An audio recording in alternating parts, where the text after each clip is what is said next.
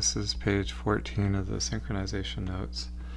So on the previous page we drew the resource allocation graph, and there was a cycle in it, and when you see that, that usually indicates that you have deadlock. And with deadlock, none of the tasks involved are ever going to unblock, so they're stopped in their tracks, and they'll stay that way forever until you reset your system.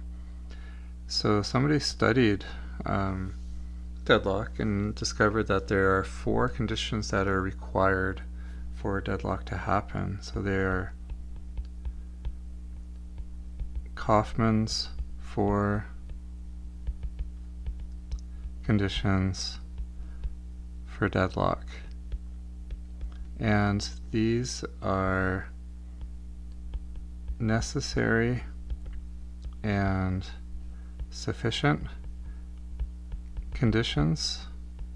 So that means necessary and sufficient. Let's use some proofs, and in this case, if you don't have one of these conditions, then you're not going to have deadlock.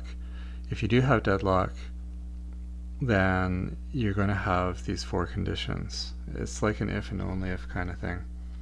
So the 4 of them are, number 1, that you have mutual exclusion.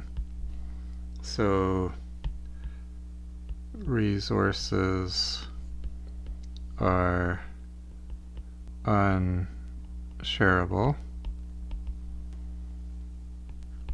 What that really means is you're using mutexes, that you have a hold and wait pattern, so you've got a task holding one mutex and waiting on another.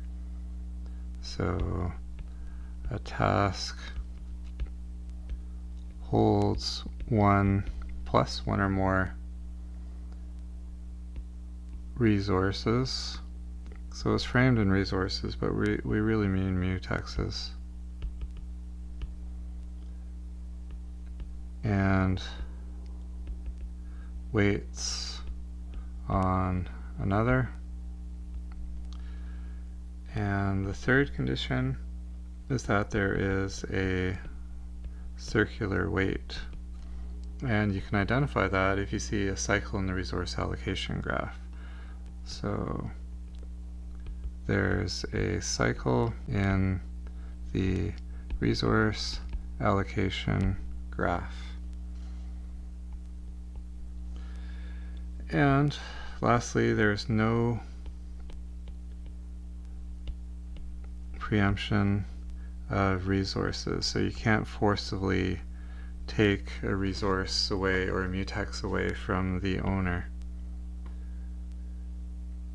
So a resource, aka mutex, can only be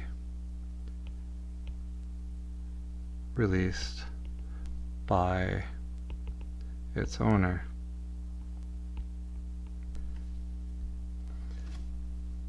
And breaking one or more conditions has the effect that you eliminate deadlock. So one way to do that, for example, would be number 4 there. If you could terminate another task to force it to release the mutex that it holds, then you would be breaking one of those conditions, and you would be breaking the deadlock. And so next we're going to look at a classic scenario that was come up with by Edsger Dijkstra to demonstrate deadlock.